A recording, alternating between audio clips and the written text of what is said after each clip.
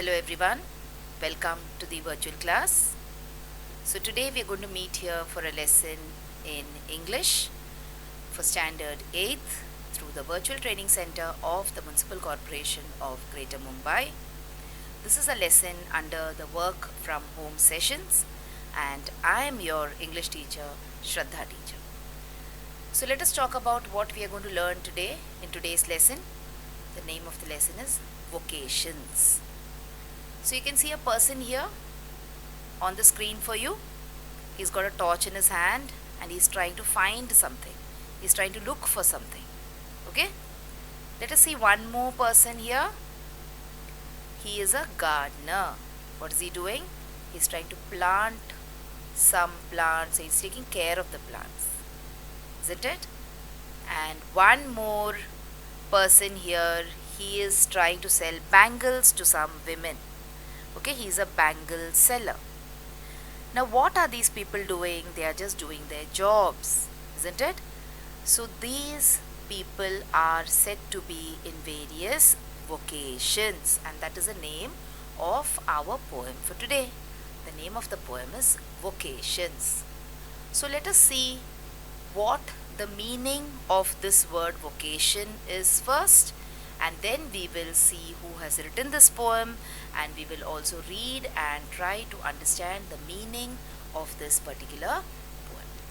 Now children, last time if you remember, we did a lesson based on prose, and then we did lessons based on vocabulary, that is we talked about anagrams, isn't it? So this particular lesson is the first lesson in unit 2 in your textbook. So if you happen to have your textbook with you, you can just pause the video for a second and you can turn the pages and come to page number 26, where you will find this lesson, Vocation. So now what is the meaning of vocation? Let us try and understand. So a vocation could mean a job, alright? It could mean a profession which someone follows. That means a person could be a doctor, he could be an engineer. Okay? It could also mean anything or any work which someone does for a living. So vocation basically means something which you do in order to earn some money and take care of all your basic and other needs. So now this particular poem, Vocation, has been written by a very celebrated Indian poet and writer, and that is Rabindranath Tagore. Let us try and understand something more about Rabindranath Tagore.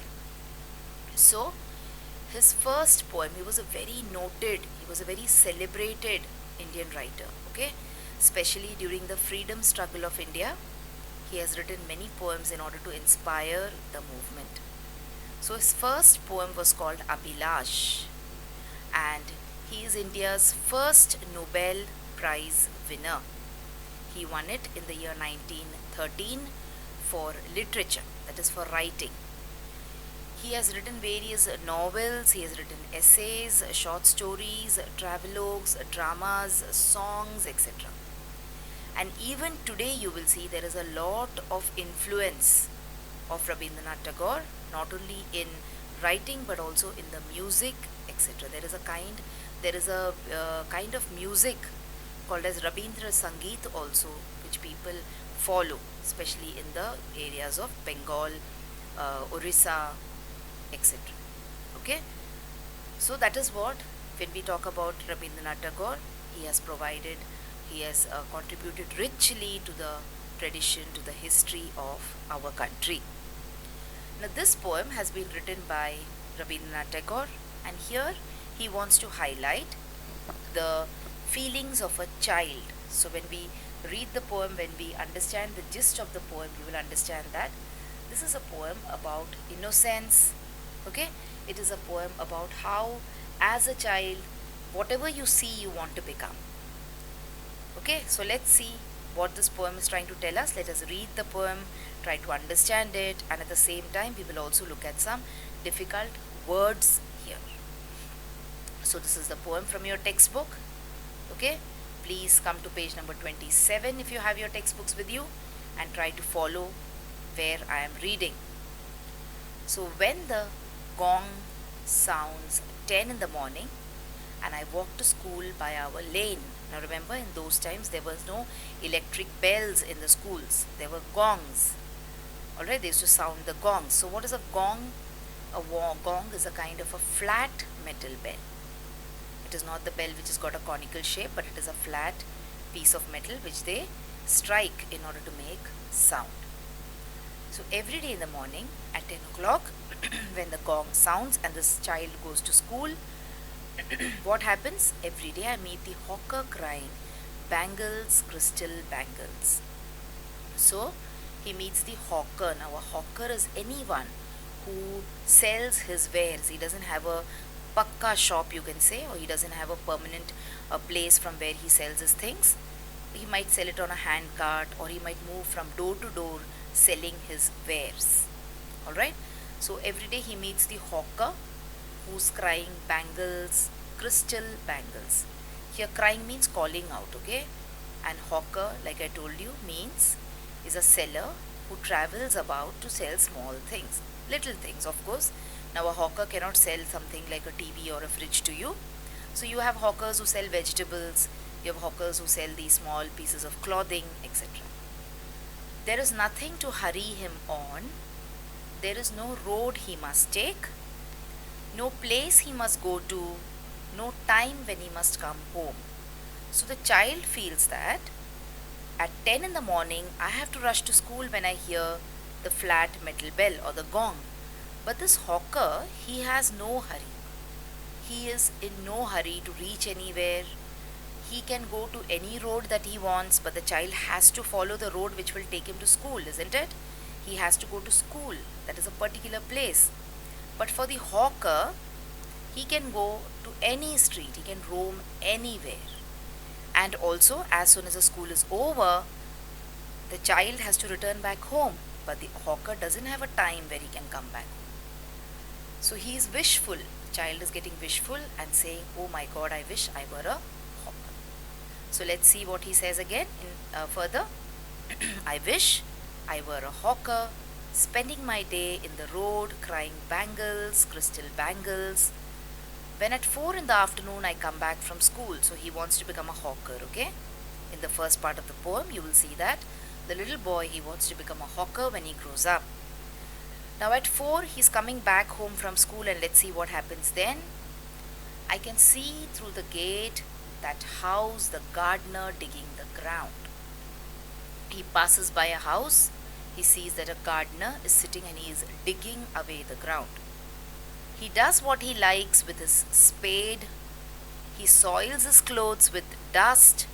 Nobody takes him to task if he gets baked in the sun or gets wet. So what is this person doing? He's taken a spade and he is digging away into the soil. Now there are small children who love to do such things. Even you people might be loving to go out and play in the soil and make yourself dirty. Okay, do whatever you want without having anybody to take you to task. Now what is the meaning of taking someone to task? Means scolding someone or correcting someone. Imagine one day if you go home all covered with dust or all covered with mud, your mother will scold you, right? But then here he can play as much as he wants in the dust, in the mud. That is what the boy says. If he gets baked in the sun or he gets wet. Now it is very hot in the afternoon in summers. Does your mother allow you to go out to play? She says, "No, it is very hot. You will fall sick."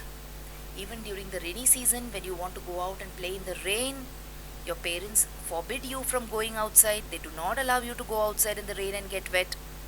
But here he feels that the gardener is having a good time in his life, and he's sitting and he is making himself dirty playing in the mud, or working in the mud rather, and he's getting baked in the sun, he's getting wet also. So oh my God, the gardener has got such a beautiful life. And then he says, "I wish I were a gardener, digging away at the garden with nobody to stop me from digging." So nobody is stopping the gardener from digging, isn't it? So he also wants to become a gardener now. So this is how the minds of children work. In the morning he wanted to become something else. He wanted to sell bangles on the road. And in the evening now, in the afternoon now, he wants to become a gardener. After afternoon comes the night. Just as it gets dark in the evening, my mother sends me to bed. So when it gets dark, what does your mother do? She feeds you and she asks you to go to sleep. I can see through my open window the watchman walking up and down. So can you see this watchman uncle standing there with a stick in his hand? You must have seen these kind of watchmen on the road also. Okay, once it gets dark. So the lane is dark and lonely, and the street lamp stands like a giant with one red eye in its head. So the road is very dark and there is a street lamp, but the street lamp looks like some kind of a giant or some kind of a monster, okay, with one red eye. Now this giant with one red eye is actually a character from an ancient Greek story. Like you have characters in the Ramayana, you have characters in the Mahabharata. In the same way, this giant with one red eye is a character from an ancient Greek story. So there is this very horrible looking or very terrifying looking street lamp also. But is the watchman worried? Not at all. The watchman swings his lantern. So now what is the lantern? The lantern is this kind of a light that he has in his hand. Remember, this is a story written about the vocations way back in the beginning of the 1900. Okay, so that time the watchman may not have had a torch working on a battery with him, so he used to carry a lantern. Now what is a lantern? A lantern is this thing which we have seen very rarely because we are all living in cities now, and there is the electric light in our house. The moment you touch a switch, the tube light comes up or the bulb starts glowing, isn't it? So we might not have seen these kind of lanterns. These kind of lanterns you might see in the villages even today. When the light goes off, they use these kind of lanterns. And walks with a shadow at his side, never once goes to bed in his life. So do you think it is a good thing that a person doesn't get to sleep in the night? Or is it a bad thing? But for the child, it is a kind of enjoyment that you do not have to sleep at all in the night. Your mother forces you to go to sleep and you do not have to sleep. Okay? So now he wants to become a watchman. I wish I were a watchman walking the street all night, chasing the shadows with my lantern. But remember, the work of a watchman is very difficult. He can be attacked, someone could kill him, but the child doesn't realize all this. He simply wants to become a watchman because his mother will not put him to sleep forcefully. So what do you think about this poem, children? I've explained the poem to you. What do you think is the gist of the poem? Chasing the shadows means following an imaginary goal.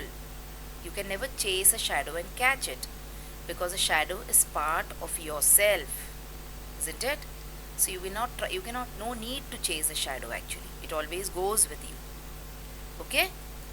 So let us try and see what the poem wants to convey or what the poet wants to say when he's written this particular poem. So what is the gist of this poem? Gist means what is the meaning of this poem? You must have definitely understood it till now. So the child longs for the freedom that he sees in the lives of others around him. Okay? So he wants the freedom that a person gets from being a watchman, where he can walk around the whole night, or the freedom that a person who's a gardener gets, where he can dig the earth and where he can play in mud the whole day. Okay? He also wants the freedom of being a hawker, where he can sell things, where he can roam around without having any time limit. He can go whenever he pleases. He can come back whenever he pleases. Alright? So this is the freedom. The child longs for this freedom that he sees in the lives of others around him. But at the same time, he does not realize that that freedom is not fun. Okay? It is a lot of work. It is a lot of responsibility. Then you have, he sees the hawker, the gardener and the watchman, and he wants to be like all of them. Okay?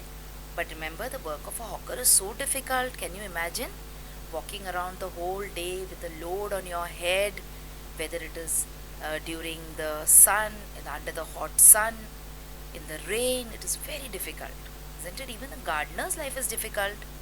Imagine sitting the whole day and digging at the earth, planting trees. It is very, you can say it is a tough job. But the child does not realize all that because he doesn't have the maturity to understand it. And then you have, he wants to be all these people, okay? He wants to be the hawker, he wants to be the gardener, he wants to be the watchman. And the poem gives us an insight into the mind of a child and a child's yearning for freedom. But all these things which we yearn as a child, now you are still children, okay? All these things, when you grow up, you will realize that this is all very difficult. And then you will stop yearning for all this, you will stop longing for all this, and you will want to go back into your childhood. So you should keep enjoying yourself now. When you're still small children, you should enjoy your life now, okay? But then you will not understand what I'm telling you now, because you will not understand that how the life of an adult is unless you become an adult. So this is the gist of the poem, okay? Now let's move on and let us do some vocabulary and some grammar exercises in your textbook. So this is the vocabulary exercise in your textbook. You must have seen this exercise in your textbook. It is before the lesson, so it is a pre-learning activity or a warming up activity. We have to pick out words that refer to means of living. So I told you now, what is a vocation? Anything which you do in order to fulfill your daily needs, in order to earn money, is called as a vocation. It could also be called as means of living. So there are many words given over here. You have to pick out words which indicate means of living. So let's try and fill out this particular web diagram. So you have profession, occupation, job, employment, career, trade, business, and placement. So all these are words related to your living, means of living, something which you do in order to earn money. Now if you look at some other words which we have left out, for example, we have left out word number 2, recreation. So what is recreation? Recreation means you're doing certain things to relax yourself. For example, you might read a book, you might watch TV, you might go out for a walk, you might do some cycling. All that is not earning you any money. So that is not a means of living.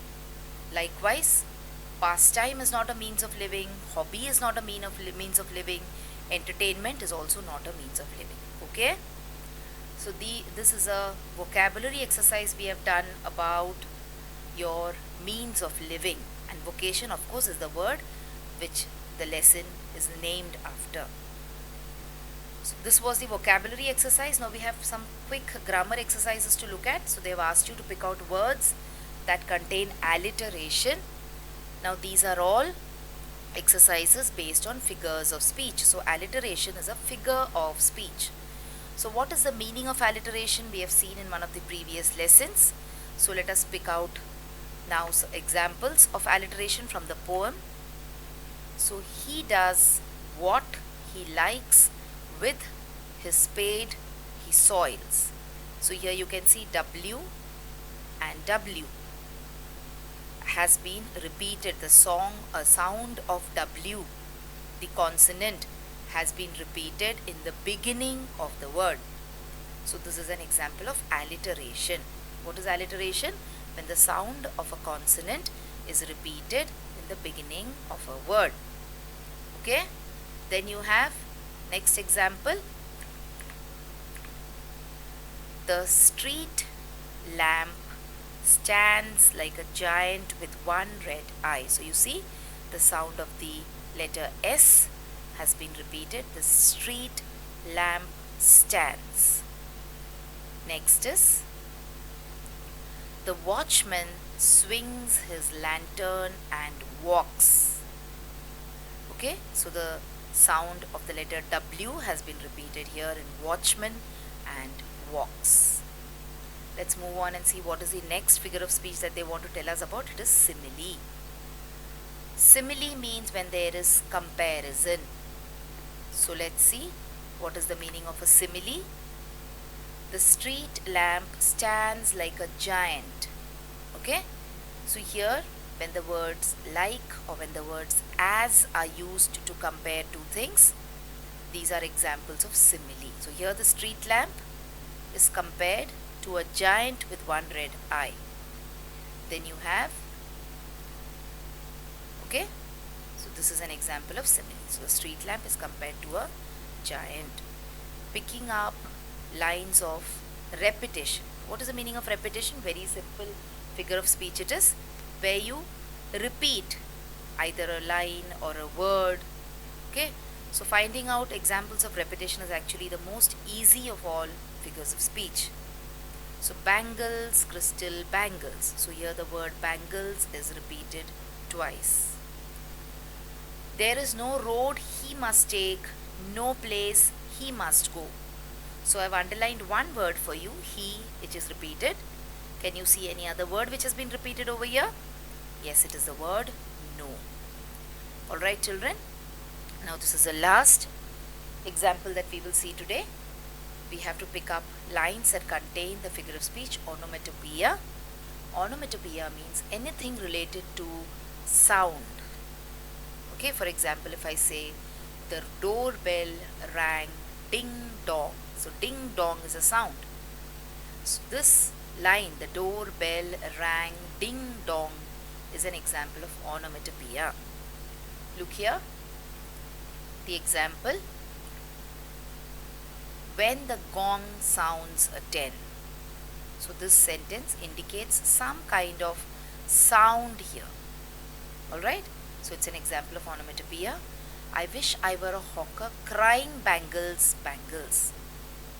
So again, crying means making a sound. So these are examples of onomatopoeia. Okay children, so that was all for today.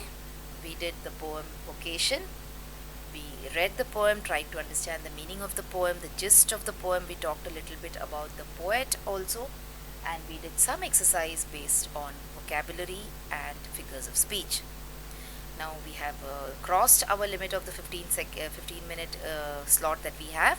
Doesn't matter. I hope you understood the lesson, hope you enjoyed watching the pictures, and hope you also understood that childhood is a very golden time in your life and you should enjoy it to the fullest. Alright, so that is all from the Virtual Training Center of the Brihan Mumbai Mahanagarpalika for today. Let us meet again next time for another lesson in English. Till then, goodbye and thank you so much.